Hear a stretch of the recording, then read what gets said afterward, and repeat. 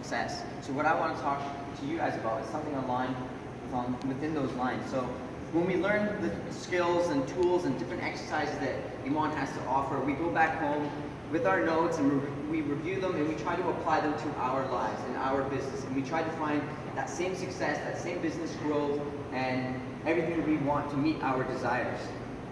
But what happens is, as we do it over time, we may find that success, but we somehow fall off the wagon. You know, we come to a point and we're like, okay, things get in the way, and we kind of stop doing what we were planning on doing. And this is true for many people in different aspects of our lives. Like people who do New Year's resolutions, for example, are quite common to fall off the horse. And if you look at today, January 14th, a day before January 15th, January 15th on average is a day where most people fall off the wagon. Those people who start January 1st and they're like, yeah, hurrah, I'm gonna do this the whole year, and 15 days later they're like, yeah, you know what I mean, back on the couch, doing whatever they were doing before. So what I wanted to offer you guys is how to successfully start a new habit. So this is done by first looking at the year. So what we do is at the start of the year, we look at 2015, 2014, 2016, whatever it is, we look at it abroad, 4 digits, right? 2015, 2014, 2016, 2015, whatever year it is, and we look at it and we have such a great ambition of what we want to make of ourselves in that year, right? So, but what we fail to remember or take note of is that within that full year, that full picture that we look at, there's 365 days that we got to deal with to get to our goal, right? If it's a full year-long goal. So within that 365 days, there's 12 months. There's weeks, hours, days, minutes, seconds, microseconds. And within those microseconds, you have to deal with different variables that may come up. And this is where people have different excuses or whatever. That, I got too busy, I got injured, I couldn't keep doing what I was doing, I lost my job, or I got a new job, I got more responsibility with the kids, got to take them swimming, got to do this and that. Or it could be something as, laziness, procrastination. Why do something new when I can just revert to what I'm so used to? Or it can even be your favorite TV show, Survivor. As soon as Survivor comes on, people are like, yeah, okay, whatever, back on the couch. So there's different ways in dealing with those things. So what you want to do is, I have a 2-step plan. So the first one is just tackling fear of change. So fear of change. A lot of people, when they introduce a new habit into their life, they're like, well, this is new. I'm not too sure how I want to deal with this. It's making me feel uncomfortable. Where's my safety net? They want to hold on to something so tight so they don't have to let it go. And the only thing that's constant in life is change itself. So regardless of how hard you try to hold on to something, it's going to change. So there's two different people when we look at fear. There's people that embrace fear. They see it as an invitation for them to do better, to challenge themselves. Let's do this.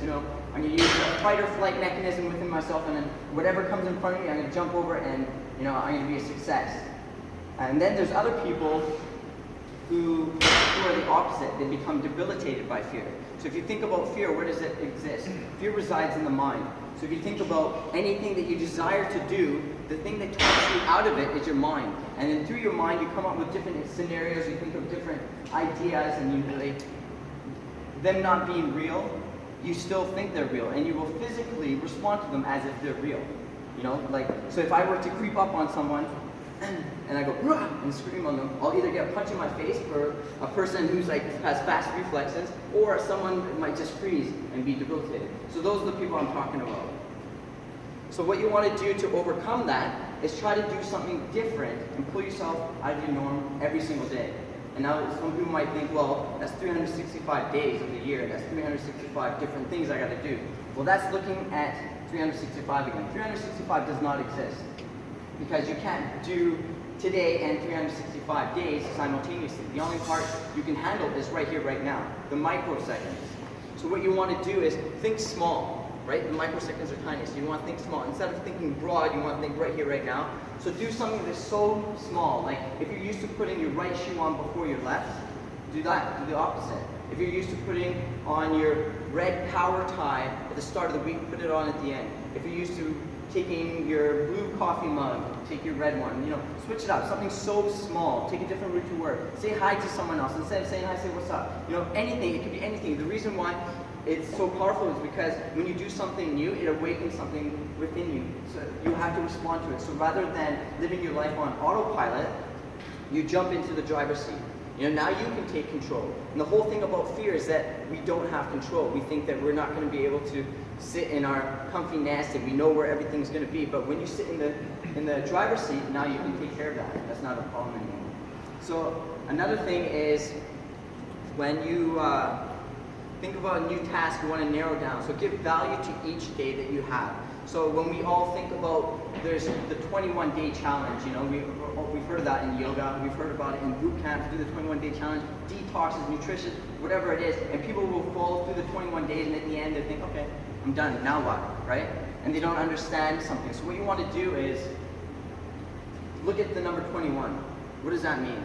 So why do they always pick 21? So it takes 21 days to start a habit. Further, it takes 41 days for you to believe in that habit and also to get rid of old habits. Continuing on, it takes 108 days for the habit to become a part of you.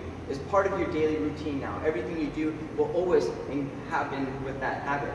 And then finally, 365 days for you to master that habit. So at the end of the year, whenever you decide to follow through and do something, you've mastered something, right? So if it was a year plan, you're thinking, well, I mastered something. And then at the end of the year, you can start brand new and you got something else going on. So for instance, if someone's plan for this year is to lose 50 pounds, and they think, okay, well, 50 pounds, this and that, well, good. Now you have that picture. This is your prize. Keep your eyes on the prize, but don't trip over your feet on the way there, right? So if you have that 50 pounds weight loss that you want to think about 50 pounds, but now, what are you going to do right here, right now?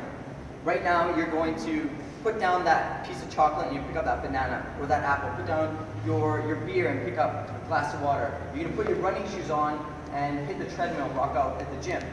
Or you're going to go home, have a nice cold shower. I'm a big advocate of cold showers, but have a cold shower and have a nice restful sleep.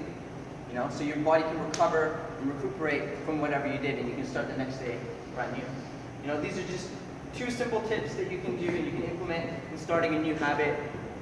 So yeah, Iman's not here, but when you go home, just try to just make a small exercise for yourself. And just think, well, today, this is awesome because January 14th, tomorrow's the cutoff day where everyone falls off the wagon. So right now, you guys do something brand new right away.